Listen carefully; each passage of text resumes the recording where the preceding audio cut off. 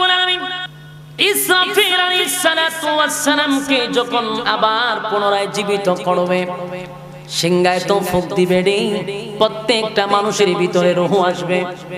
এবার জিবরাইল আলাইহিস সালাতু ওয়াস সালামকে আবার জীবিত করা হবে, কারণ জিবরাইল আলাইহিস সালাতু ওয়াস সালামের দায়িত্ব হলো হাশরের মাঠে আমার নবীকে সর্বপ্রথম দাঁড় করাবে। সুবহানাল্লাহ। জিবরাইল, হাশরের মাঠে আমার বন্ধুকে সবার আগে দাঁড় করাতে হবে। একটা কথা ইয়াদ রাখবেন, হাশরের মাঠে সবাই কিন্তু দাঁড়াবে উলঙ্গ অবস্থায়। হাশরের মাঠে মানুষগুলি দাঁড়াবে উলঙ্গ অবস্থায়, কারো পিছনে কারো শরীরে কোনো কাপড় থাকবে না, সবাই থাকবে উলঙ্গ।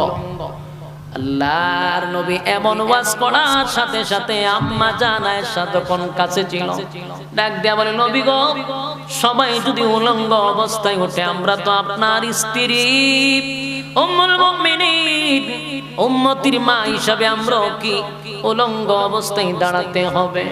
আল্লাহর নবী বলেন, হ্যাঁ।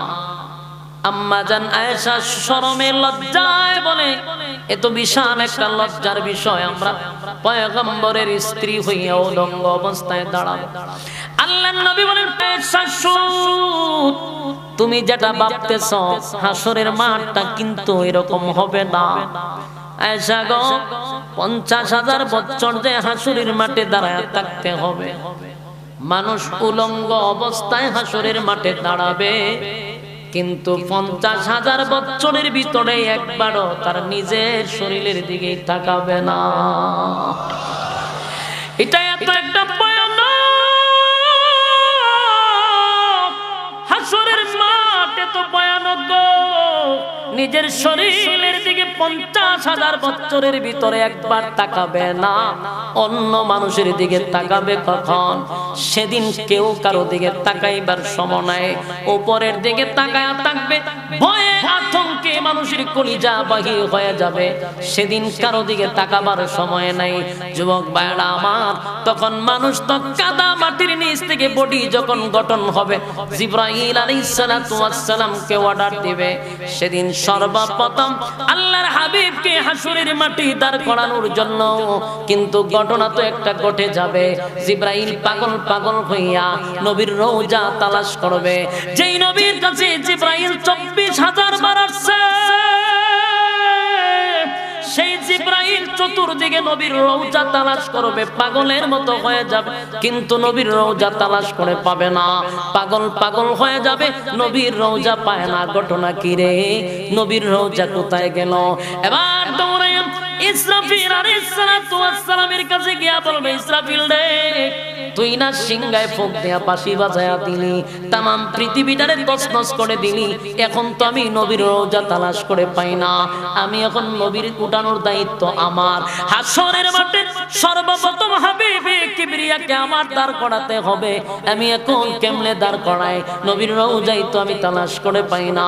ইসরাফিল কয়, আমি তো সিংহায় ফুঁক দেওয়ার পরে আমার আল্লাহ ধ্বংস কইরা দিছে, আমিও জানি না এখন কোথায় আছি।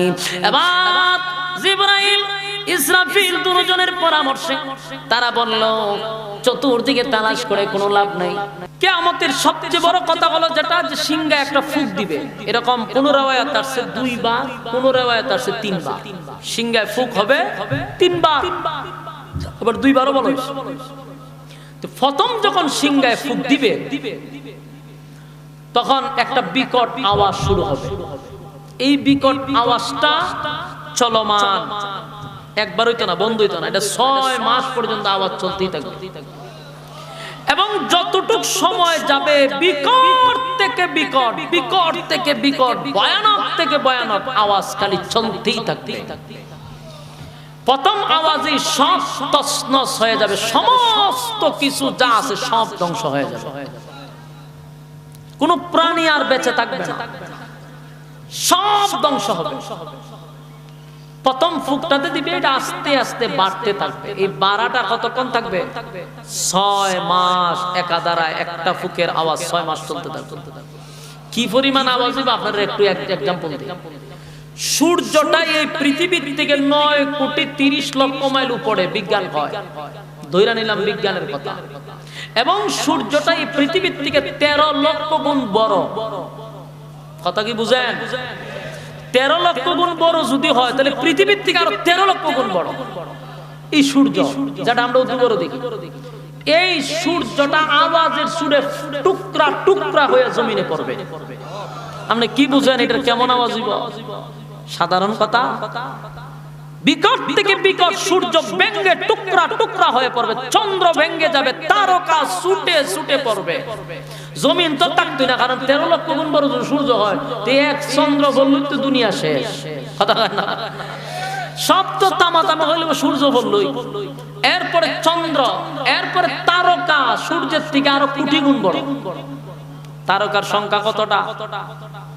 কথা হয় না? আপনারা সামনে ওয়াজ করুন, বড় কষ্ট, বড় কষ্ট বক্তাদের। ওয়াজ করার মতো আগ্রহ আই না, কথা বলার কোনো জজবাই ওঠে না শরীরে। ইতারে গুতাইতে গুতাইতে তা আওয়াজ করে নিলে অভ্যাসে পরিণত হয়ে গেছে। তো হতকান ঠেলায় টোলায় আমি নিমু বলছি, আপনারা যে আওয়াজ না দেন আমার ফিকআপ জীবনও বাড়াইতে এইভাবে আমি কথা কম, অসুবিধা নাই। যেই তালের শ্রোতা এই তালের বক্তা হিসেবে ওয়াজ করতে। আপনারা যে গুতানি লাগে আওয়াজের লেগে থেকে কেমন হইব? আমি যে কইলাম একটু হা হু কইেন, মুখটা যে একবারে বাইন্দা তো রাখছেন তো কেমন হইব? বলুন, সূর্য, চন্দ্র, গ্রহ, নক্ষত্র, পাহাড়, পর্বত, সাগর, নদী, নালা, খাল, বিল, কীট, পতঙ্গ সব ধ্বংস। সাগর যে আছে, আটলান্টিক সাগর, মহাসাগর, ভারত সাগর, আরব সাগর, প্রশান্ত সাগর, সব সাগরের পানি এক জায়গায় হবে এবং আগুন ধরে দেবে।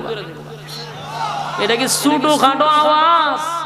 আমি আওয়াজটা বুঝাইতে চাই যে কি পরিমাণ ভয়ঙ্কর আওয়াজ হবে, যেই আওয়াজে সূর্য ভেঙে টুকরা টুকরা হয়ে যাবে। এক একটা তারকা সূর্যের থেকে আরো কোটি গুণ বড়, সব তছনছ হয়ে যাবে, সব এক জায়গায় হয়ে যাবে। ভয়াবহ একটা পরিস্থিতি শুরু হবে, কোনো কিছুই থাকবে না, সমস্ত প্রাণীকুল যা আছে জগতের সব ধ্বংস। শেষে এই যে সিংহাটা, এটা এত বড়, এত বড়। বলা হয়েছে যতটা মানুষ ছিল পৃথিবীতে অতটা ছিদ্র আছে এটার ভিতরে। সুবহানাল্লাহ, সুবহানাল্লাহ। দুনিয়ার শুরু থেকে শেষ পর্যন্ত মানুষ কত হাজার কোটি আছেন, কেউ কোনো হিসাব আছে? তাহলে এতগুলা ছিদ্র থাকবে এটার ভিতরে। অন সিংহাটা কত বড়! সুবহানাল্লাহ, সুবহানাল্লাহ। এই সিংহা যে কত বড় এটা বলার মতো না। বিশাল বড় সিংহা। এই সিংহা মুখ লাগায় রাখছে ইসরাফিল আলাইহিস সালাম। উনি ডাইনে ভাবে লড়ে না, খালি আল্লাহ হুকুম দিবার ফুক মেরে দিব। প্রথম ফুকেই সব ধ্বংস। এরপরে যে মাঝখানে একটা গ্যাপ, এই গ্যাপ আর ওই গ্যাপে 40 বছর হইতে পারে, 40 মাস হইতে পারে, 40 দিন একটা গ্যাপ থাকবে। এরপরে শুরু হইব তুমুল বৃষ্টি। আরেকটা সিংহায় যখন ফুক দিবে তখন যা কিছু আছে তাও শেষ। শুরু হইব এখন অভিযান। আল্লাহ কইবে রে আজরাইল, সাইজ করা সব শুরু কর। সমস্ত ফেরেশতা কুল ধ্বংস, শেষ, সব ফেরেশতা শেষ। বাকি থাকবে আরশ বহনকারী ফেরেশতা আর জিবরাইল, মিকাইল, ইসরাফিল, আজরাইল। আল্লাহ জিগাইব আর কেডা বাকি আছে? আল্লাহ আরশ বহনকারী ফেরেশতা আছে আর আমরা 60 জন আছে আর আপনি আছেন। আল্লাহ কয় আরশ বহনকারী ফেরেশতা শেষ কর। সমস্ত আরশ বহনকারী ফেরেশতাও শেষ। এখন বাকি রইছে মাত্র 60 জন। আল্লাহ কয় আর কতজন? বলো হুজুর। আজরাইল জিগাইব, আল্লাহ কয় আল্লাহ আমি আছি, জিবরাইল আছে, মিকাইল আছে, ইসরাফিল আছে। আল্লাহ কয় তুমি বাদে বাকি 3 জনের শেষ করো। শেষ, 3 জন শেষ। বাকি আছে কেডা? আজরাইল আর আছে আল্লাহ। আজরাইল জিগা আর কে বাকি আছে? আল্লাহ আপনি তো চিরঞ্জীব, আমরা তোর মোহন না, আর আমি আজরাইল। মানুষের রুহ নেই, সমস্ত পাখি কুল সমস্ত কিছু রুহ আমি নেই, আমি তো আর মরতাম না, আপনি আর আমি আছি। আল্লাহ ভাই আমি না বলছি কিচ্ছু থাকতো না, কোনো কিছুই যেহেতু থাকতো না তুই থাকতে গেলে। আজরাইল পড়ছিনি মহা মুসিবত।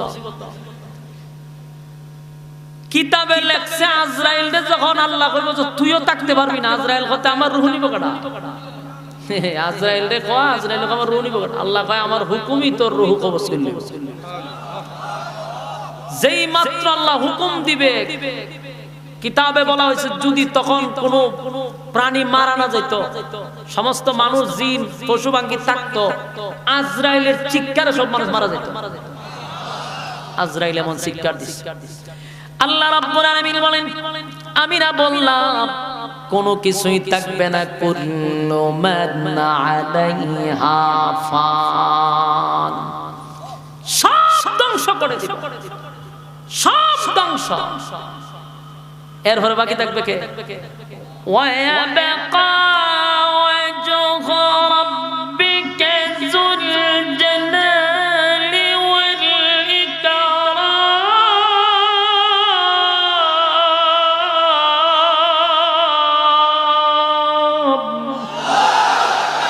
আল্লাহ আমি না বুঝি সব ধ্বংস, একমাত্র বাকি থাকবো আমি। তুই থাকতে গেলে তখন হুকুম দিবা আজরাইল তুইও শেষ। আজরাইল একটা চিৎকার দিব। আগে যদি জানতাম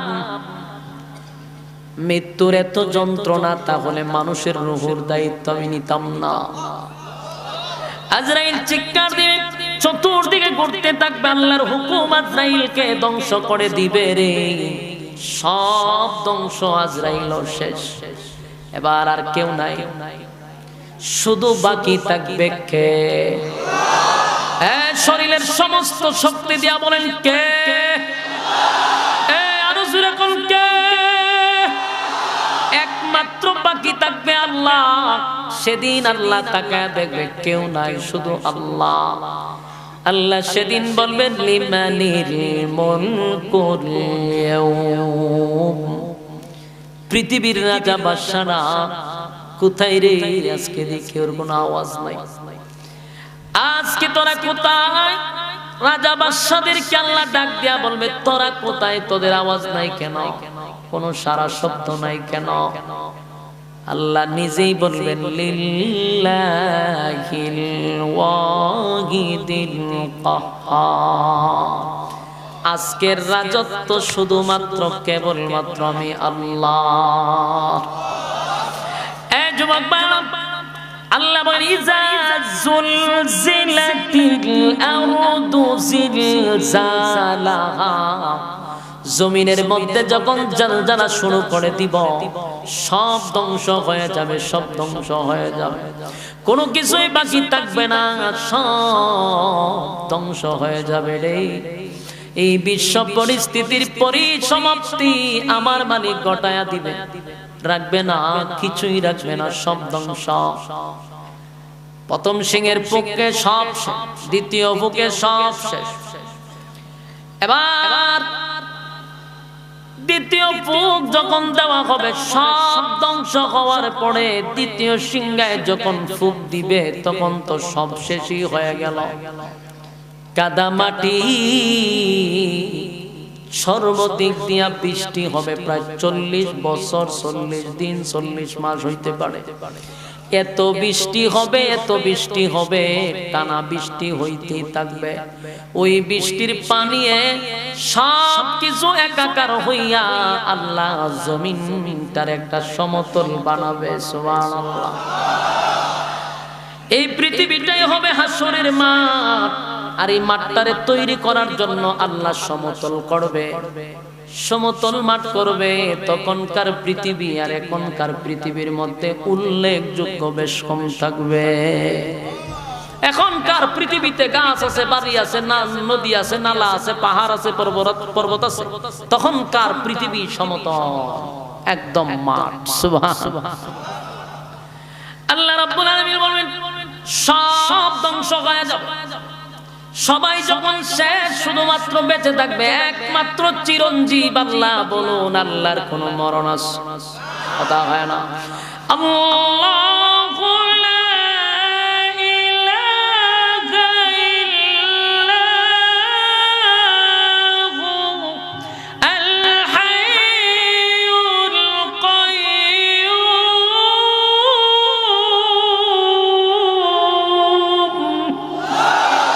লা তাখুযুহু সিনাতুন ওয়ালা নাওম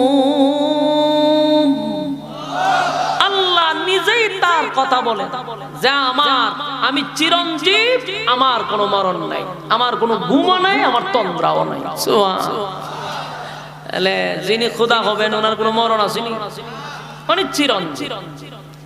শেষে এখন তৃতীয় সিংহায় ফুঁক দেওয়ার জন্য মানে ইসরাফিলকে তো আবার চিন্তা করুন লাগবে, সব শেষ। কিন্তু সর্বপ্রথম আল্লাহ উঠাবে ইসরাফিলকে। উঠ, বহুত ঘুমাইছো তুই টাকা। ইসরাফিল আবার উঠে দাঁড়াবে, আল্লাহ সিংহায় ফুঁক দেয়। সিংহায় আবার যখন ফুঁক দিবে, তৃতীয় সিংহায় যখন ফুঁক দিবে, তখন সমস্ত মানুষের ভিতরে আবার রূহ আসবে। সুবহানাল্লাহ। ওই যে কাদা মাটির থেকে মানুষের বডি গঠন হবে, আর এটার ভিতরে রূহ আসবে। কিন্তু খবর মাটির নিচেই সব রূহ আইসা বসে থাকবে, রূহ আসবে তৃতীয় সিংহায় ফুঁক দেওয়ার পরে। কিন্তু হাসরের মাঠে সর্বপ্রথম যিনি দাঁড়াবে তিনি হলেন হাবিবে কিবরিয়া নবী মুহাম্মদুর রাসূলুল্লাহ সাল্লাল্লাহু আলাইহি ওয়াসাল্লাম। সর্বপ্রথম এবার আল্লাহ রাব্বুল আলামিন ইসরাফিল আলাইহিস সালাতু ওয়াস সালামকে যখন আবার পুনরায় জীবিত করবে, সিংহায় তো ফুঁক দিবে রে, প্রত্যেকটা মানুষের ভিতরে রূহ আসবে। এবার জিবরাইল আলাইহিস সালাতু ওয়াস সালামকে আবার জীবিত করা হবে, কারণ জিবরাইল আলাইহিস সালাতু ওয়াস সালামের দায়িত্ব হলো হাসরের মাঠে আমার নবীকে সর্বপ্রথম দাঁড় করাবে। সুবহানাল্লাহ। দাঁড় করাবে আমার নবীর দায়িত্ব হলো জিবরাইল। জিবরাইলকে আবার দাঁড় করাবে। জিবরাইল, হাসরের মাঠে আমার বন্ধুকে সবার আগে দাঁড় করাতে হবে। একটা কথা ইয়াদ রাখবেন, হাসরের মাঠে সবাই কিন্তু দাঁড়াবে উলঙ্গ অবস্থায়। কি অবস্থা? আপনারা কিন্তু আওয়াজ দিতে হবে, সাথে সাথে কাউন্টার দিবেন। বলুন কি অবস্থা? হাসরের মাঠে মানুষগুলি দাঁড়াবে উলঙ্গ অবস্থায়, কারো পিছনে কারো শরীরে কোনো কাপড় থাকবে না, সবাই থাকবে উলঙ্গ। আল্লাহর নবী এমন ওয়াজ করার সাথে সাথে আম্মা জান আয়েশা যখন কাছে ছিল, ডাক দিয়া বলে, নবী গো, সবাই যদি উলঙ্গ অবস্থায় ওঠে, আমরা তো আপনার স্ত্রী উম্মুল মুমিনিন, উম্মতির মা হিসাবে আমরাও কি উলঙ্গ অবস্থায় দাঁড়াতে হবে? আল্লাহর নবী বলেন, হ্যাঁ। আম্মা জান আয়েশা শরমে লজ্জায় বলে, এত বিশাল একটা লজ্জার বিষয়, আমরা পয়গম্বরের স্ত্রী হইয়া উলঙ্গ অবস্থায় দাঁড়াবো?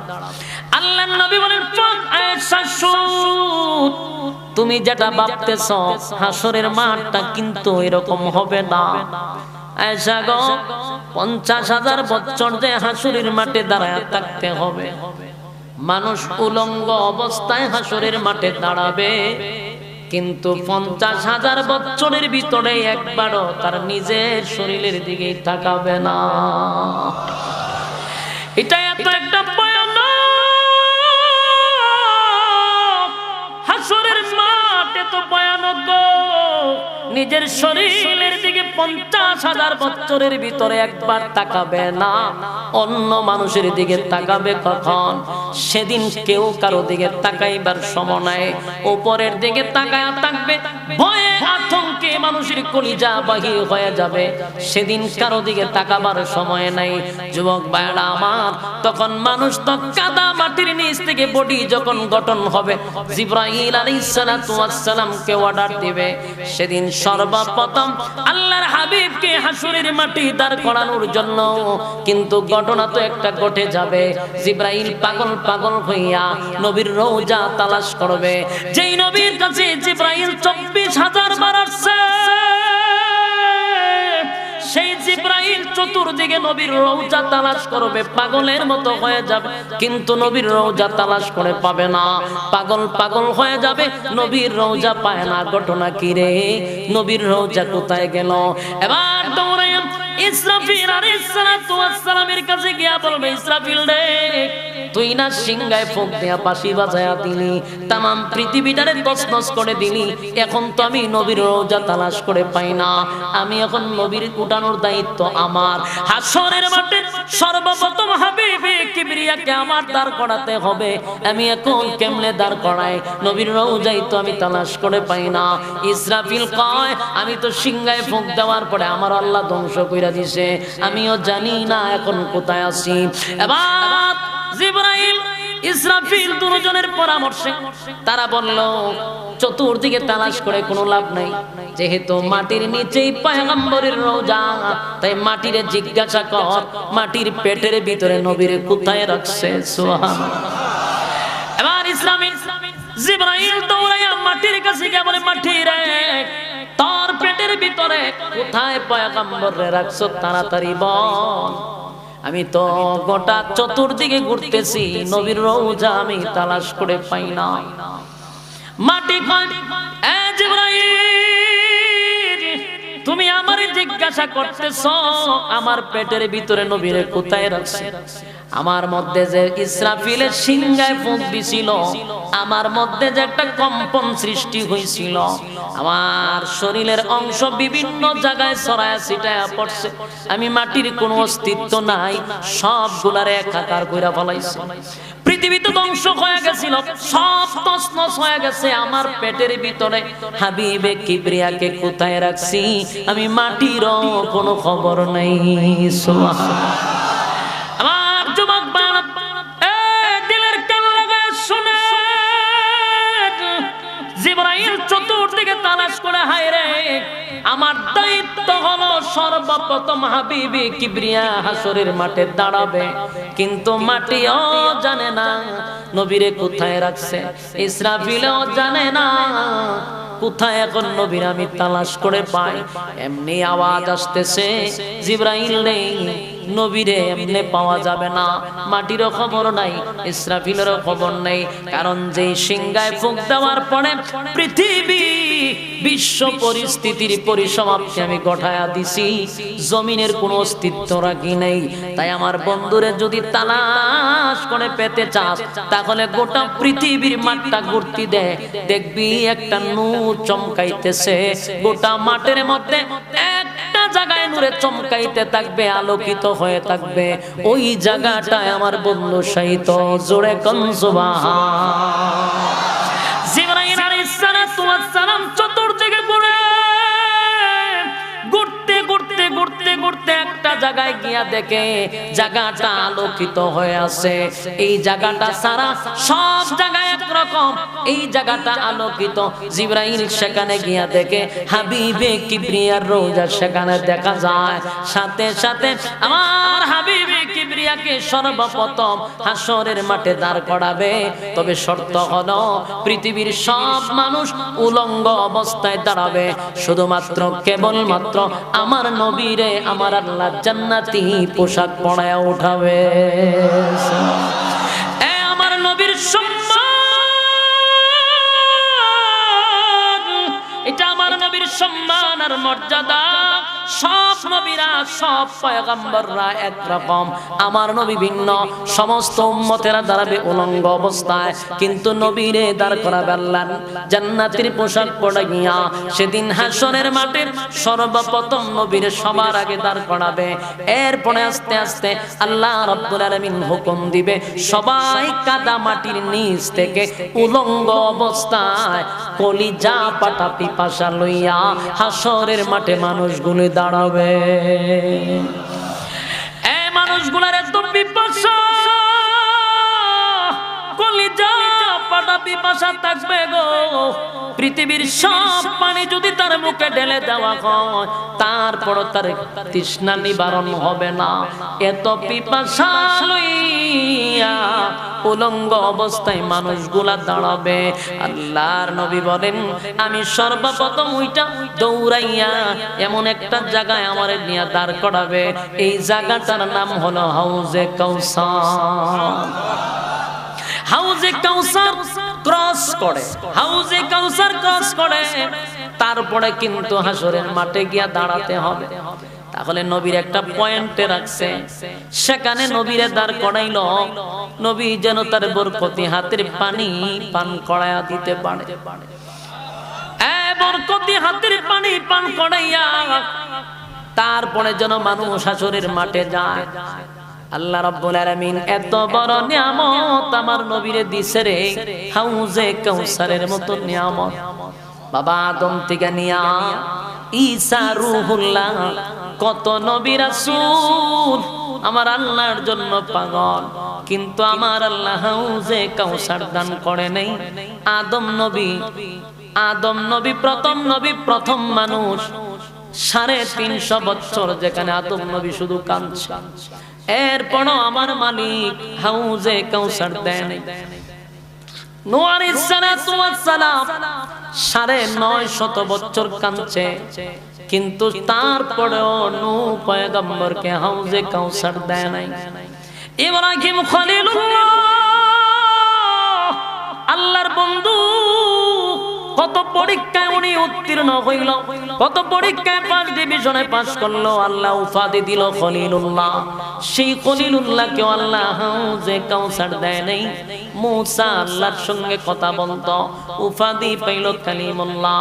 এরপরও কালিমুল্লাহ রে আল্লাহ হাউজে কাউসার দিল না। সব নবীরা কান্নাকাটি করছে নবী, আর সব নবীরা আল্লাহর জন্য পাগল ছিল। সব নবীরা পরীক্ষায় পাস হইল, কিন্তু আমার নবীরে হাউজে কাউসার দেওয়ার কারণ হলো আল্লাহ বলেন সব নবীরা আমার জন্য পাগল, আর আমি আপনার নামের উপাধি দিলাম হাবিবুল্লাহ। আমি আল্লাহ স্বয়ং আপনার পাগল। একটা জবান বন্ধ রাখবেন, আল্লাহু আকবার। আর জোরে কোন আল্লাহু আকবার। এই মানের আওয়াজ দিয়ে বলেন আল্লাহু আকবার। আমার নবীর কত মায়া, আমার নবীর কত শান আর কত মান। হাসরের মাঠে সেদিন আল্লাহ হাউজে কাউসারের পারে নবীরে দাঁড় করাবে। নবীজি সেদিন বরকতি হাতে এক পেয়ালা পানি মানুষকে পান করাবে। আগেই বলছি, এত পিপাসা থাকবে মানুষের, কলিজা ফাটা পিপাসা। তামাম পৃথিবীর মানুষের পানি, তামাম পৃথিবীর সাগরের পানি তার মুখে ঢেলে দিল, তৃষ্ণা নিবারণ হবে না। এত পিপাসা লইয়া মানুষ যখন দাঁড়াবে, আল্লাহর নবী সেদিন হাউজে কাউসারের দ্বারে দাঁড়াবে। দাঁড়াইয়া এক পেয়ালা পানি নবীর বরকতি হাতে উম্মতকে পান করাবে। এক পেয়ালা পানি যারা পান করবে গো, এক পেয়ালা পানি নবীর হাতে যারা পান করবে, কপাল খুলে যাবে। হাসরের মাঠে আল্লাহর আরশের ছায়ার নিচে তারা বসার জায়গা পাবে। 50,000 বছরের ভিতরে পানির পিপাসা লাগবে না, পানির কোনো চাহিদা থাকবে না, পানির পিপাসা ওটাও লাগবে না। আল্লাহর আরশের ছায়ার নিচে বসার জায়গা পেয়ে যাবে। কিন্তু আফসোসের ব্যাপার হলো সবাই তো আর নবীর বরকতি পানি পান করতে পারবে না। বলুন সবাই কি পানি পান করব? না, সবাই তো আর নবীর বরকতে হাতের পানি পাবে না রে। আমার নবী যখন দাঁড়ায় থাকবে, ডান পাশে আবু বকর, বাম পাশে হযরত ওমরকে লইয়া পানি বাটবে। কিন্তু হঠাৎ করে নবী তাকায়া দেখবে কোটি কোটি হাজার কোটি দলে দলে দলে দলে মানুষ আসতেছে নবীর বরকতি হাতের পানি পান করার জন্য। আর নবীর উম্মত তো বেশি, চতুর্দিক দিয়ে মানুষ দলে দলে যাকে যাকে মানুষ আসতেছে। সবাই আমার নবীরে দেখবে রে, নবীরে ভালো করে চিনবে। ওই দেখ আমার নবী হাউজে কাউসারের পাড়ে দাঁড়াইয়া পানির জন্য বসে আছে। এক পেয়ালা পানি যদি পান করতে পারি আর কোনোদিন পিপাসা লাগবে না। তাই তো মানুষ দলে দলে পাগল পাগল হইয়া হাউজে কাউসারের পাড়ের সামনে আসবে। কিন্তু আশ্চর্যের ব্যাপার হলো মানুষ পাগল হইয়া নবীর নবীর কাছে পানি পান করার জন্য আসবে, নবীও পাগল হইয়া উম্মতকে পানি পান করাইতে যাবে। কিন্তু দুঃখের বিষয় হলো অনেক মানুষের সামনে মাঝখানে পর্দা পড়ে যাবে, নবীও তাদেরকে দেখবে না, তারাও নবীরে দেখবে না। মানুষ পাগল হইয়া আসছিল পানি পান করার জন্য, কিন্তু এখন নবীরও দেখে না, নবীও তাদেরকে দেখে না। আল্লাহর নবী চিৎকার দিয়ে বলবেন, মালিক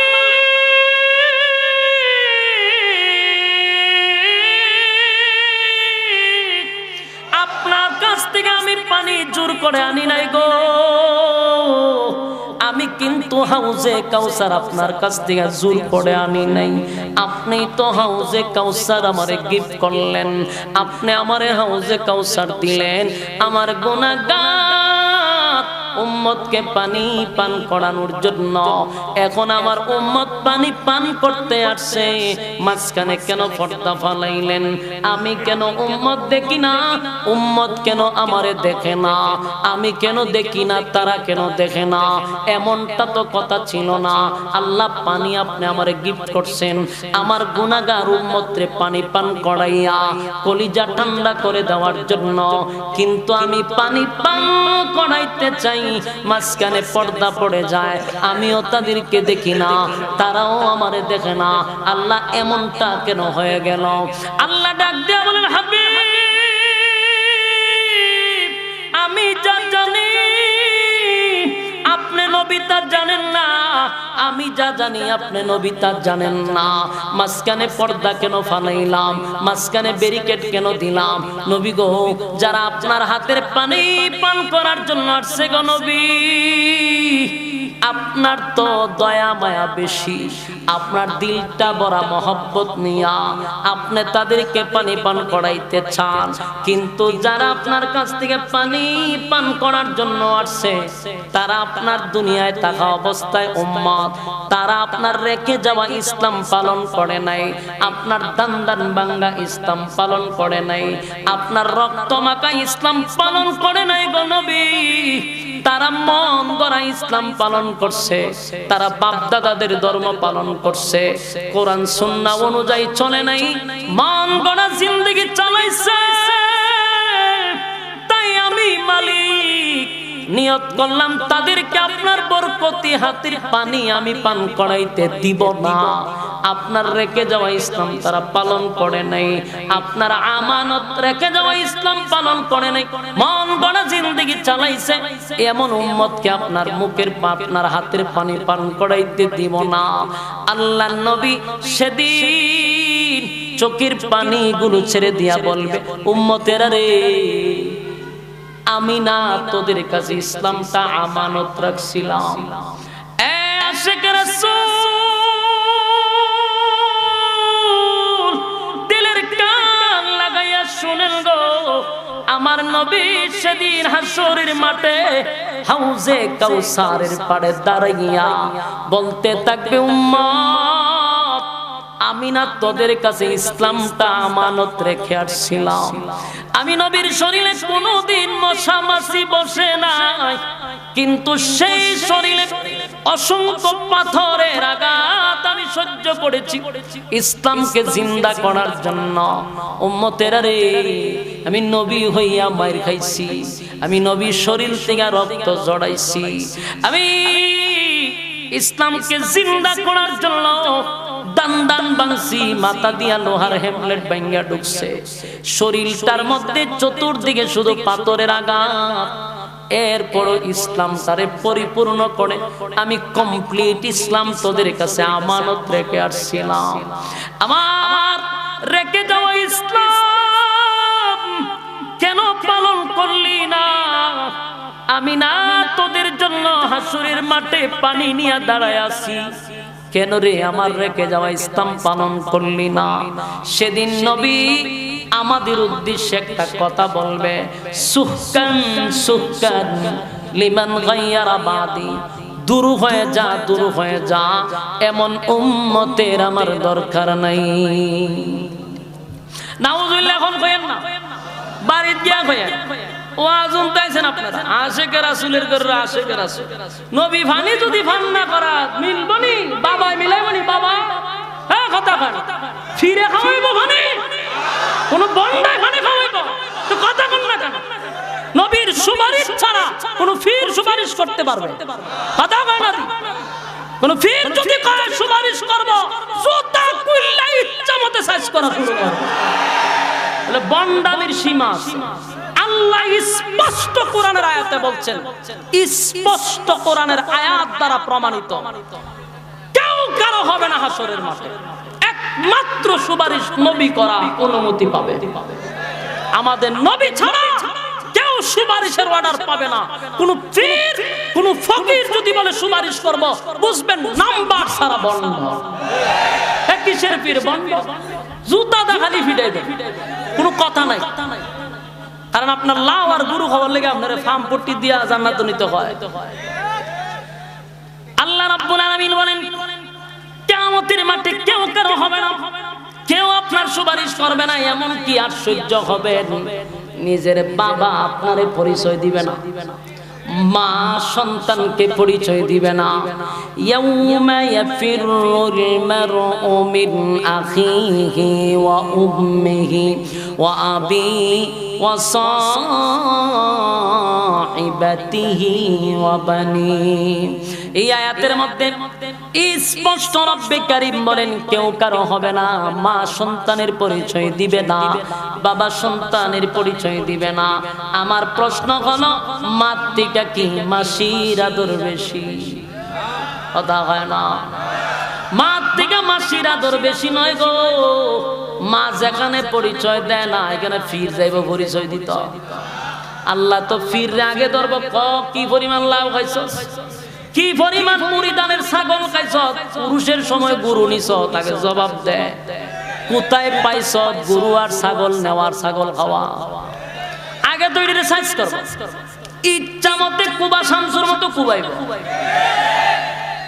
আপনাদেরকে সচেতন করার জন্য আমি কথাগুলি বলছি বাংলাতে তাফসীর পাওয়া যায় আয়াতটার অর্থ তুলবেন ইয়াউমা ইয়াফিরুল মারউ মিন আখিহি ওয়া উম্মিহি ওয়া আবি ওয়া সাহিবাতিহি ওয়া বানি এই আয়াতের ওয়াজ জীবনে কোনো ফিরে করবে না ফিরে কিয়ামতের ওয়াজ করে খুব কম ফিরের ওয়াজ হলো খালি ওলি আল্লাহর ওয়াজ যত ফির মাজাক আছে সুদের ওয়াজ এদের মুক্তি জীবনও পাইতেন না ঘুষের ওয়াজ জীবনও করতো না ফর্দার ওয়াজ ভুলেও করতো না খালি ওয়াজ কি তা ইন্না উলিয়া খালি ওলির গুণকীর্তন কারণ এতে আপনার ভালো লাগুক বা না লাগুক কিন্তু আল্লাহর জন্য কথাগুলি সমাজে বলা দরকার কথা হয় না কারণ ইয়াদ রাখতে হবে হাসরের মাঠে আমার নবীর একমাত্র সুপারিশের দায়িত্ব দেওয়া হবে কোন নবীরাও সেদিন সুপারিশ করার সুযোগ পাবে একমাত্র আমাদের নবী ছাড়া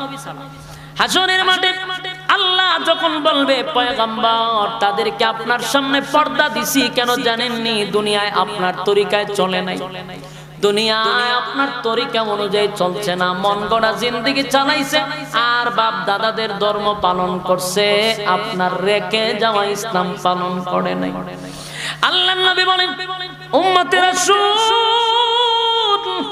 আমার রেখে যাওয়া ইসলাম পালন করলি না সুহকান দূর হয়ে যা এমন উম্মতের আমার দরকার নাই আমি আপনাদের কাছে জানতে চাই গো আমার নবী যদি বলে দূর হয়ে যা আল্লাহর জমিনে ওই হাসরের মাঠে আর কি কেউ আপনারে সুপারিশ করবে কার ক্ষমতা আছে সেদিন আল্লাহর নবী যদি আপনাকে পানি পান না করায় রে কলিজা পাটা পিপাসা লইয়া যখন হাসরের মাঠে যাবেন সূর্যটা মাথার উপরে থাকবে জমিনটা তামা হয়ে যাবে মাথার মগজ গলে গলে গলে গলে গলে গলে জমিনে পড়বে জিহ্বাটা কুকুরের মতো বাহির হয়ে যাবে হায় রে মানুষগুলি মরবে না কিন্তু মাথার মগজ বাতের মারের মতো উতরাইতে থাকবে মরণ হবে না এমন চিৎকার দিবে মালিক বিচারটা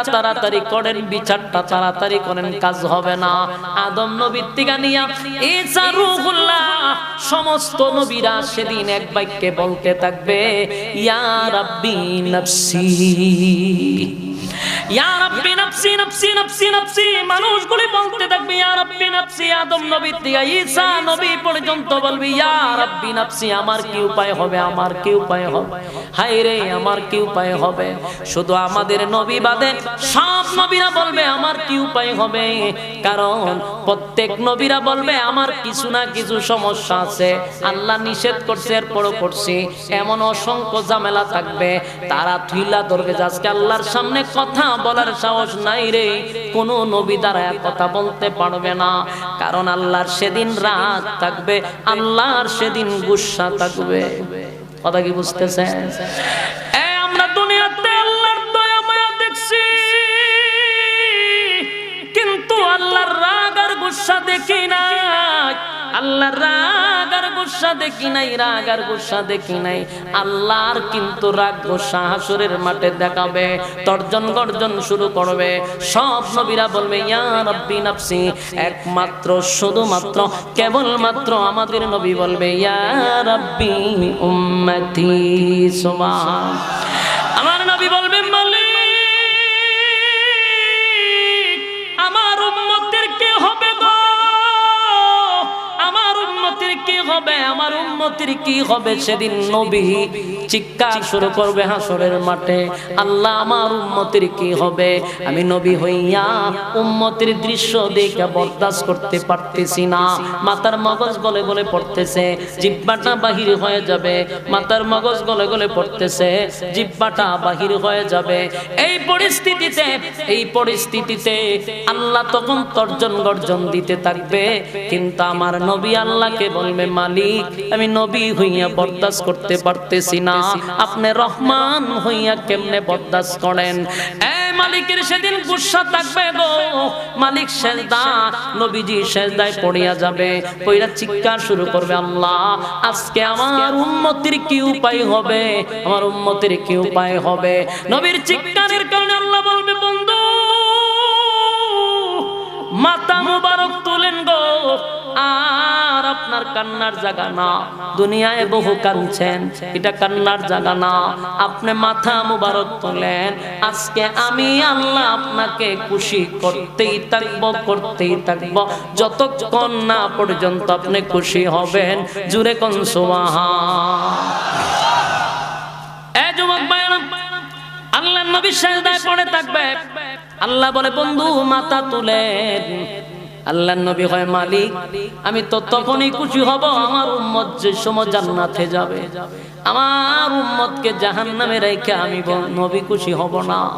আল্লাহ কয় আপনারে অর্ডার দিলাম আপনার উম্মতের মধ্যে যারে খুশি তারে লইয়া আপনি জান্নাতে যান। জুরে কোন সুবহান।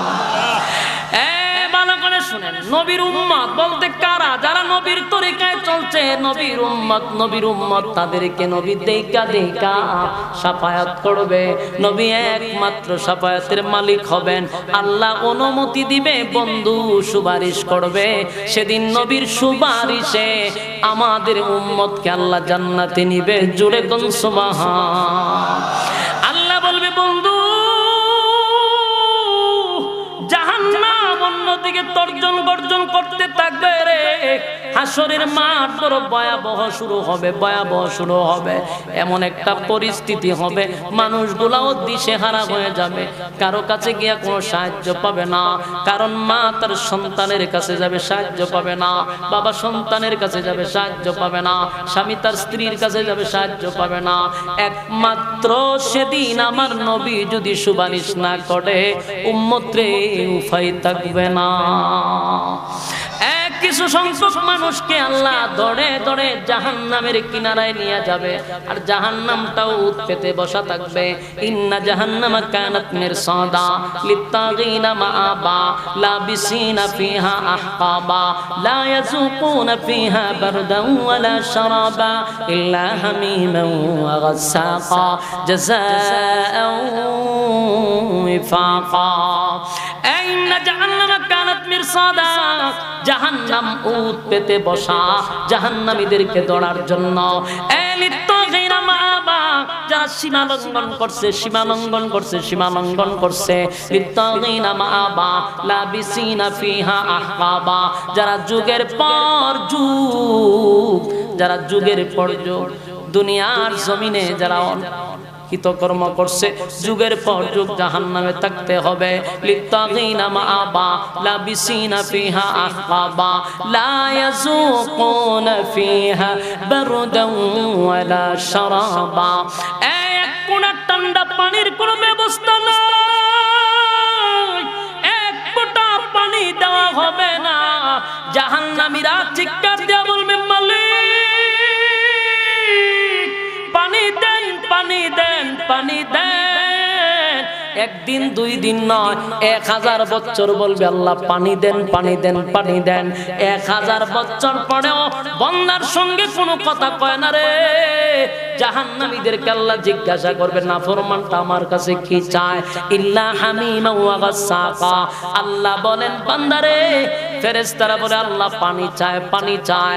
আল্লাহ বলে নাফরমানকে দুনিয়ায় কত ঠান্ডা পানি আমি আল্লাহ খাওয়াইলাম। টিউবওয়েলের পানি ঠান্ডা ছিল, কত রকমের পানি আমি পান করাইলাম। আমার দেওয়া নিয়ামত পাইয়া একটা বারের জন্য বান্দা শুকরিয়া আদায় করলো না, আমার খাইয়া আমার নাফরমানি করছে। আমি তার এত নিয়ামত দিলাম, বান্দা কোনদিন শুকরিয়া আদায় করলো না।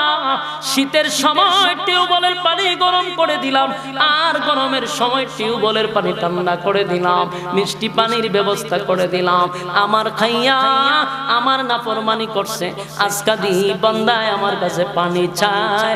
আল্লাহ কয় নাফরমানরে পানি দে, পানি দে, পানি দে, পানি দে।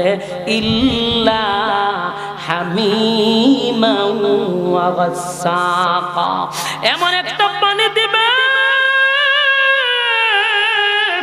এমন একটা পানি দিবে গো, ইল্লা হামিমা ওয়া গাসসাকা।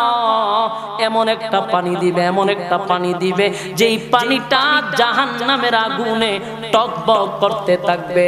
মানুষের রক্ত আর পুজ একটা জায়গায় জমা হবে, এই জমানো পুজ আর পানি জাহান্নামের আগুনে টকবক করতে থাকবে। সেই পানিটা আল্লাহ দিবে নাফরমানকে পান করার জন্য। নাফরমান পানি পাইয়া ঠান্ডা না গরম এগুলা বিবেচনা করার সুযোগ নাই, কারণ বছরের পর বছর, হাজার বছর ধরে পানি পায় না, কলিজা পুড়ে গেছে পানির পিপাসায়। তাই পানিটা লইয়া যখন পান করতে থাকবে, এটা দুনিয়ার গরম পানি নয় রে, জাহান্নামের আগুনের গরম। যেই মাত্র পানি পান করবে, ওই নাফরমানদের জিহ্বা সহ, গলা সহ, ভিতরের নারী বুড়ি যা আছে সব গলে গলে গলে গলে পায়খানার রাস্তায় বাহির হয়ে যাবে। চিৎকার দেয়া কর নাউজুবিল্লাহ। এবার জাহান্নামী চিৎকার দিয়া বলবে, মালিক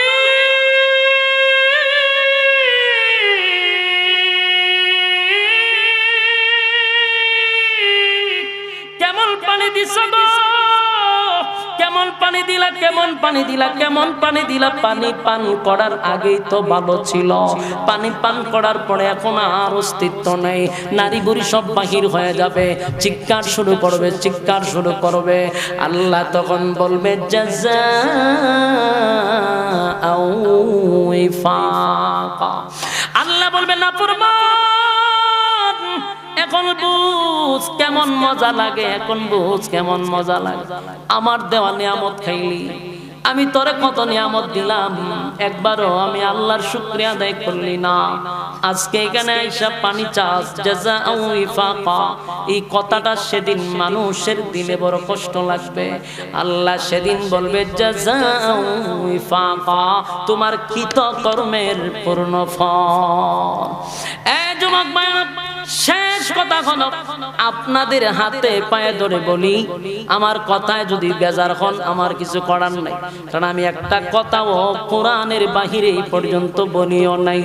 আমার শেষ কথা হলো, এই পৃথিবী বিশ্ব পরিস্থিতির পরিসমাপ্তি আল্লাহ একদিন ঘটায়া দিবে, এর মধ্যে সন্দেহ নেই।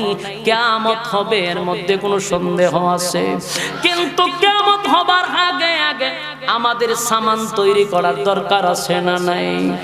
এই জন্য আল্লাহ বলে বান্দারে, আমি কিয়ামত দিব, ইজা জুলজিলাতিল আরদু জিলজালাহা, জমিন আমি ধ্বংস করে দিব।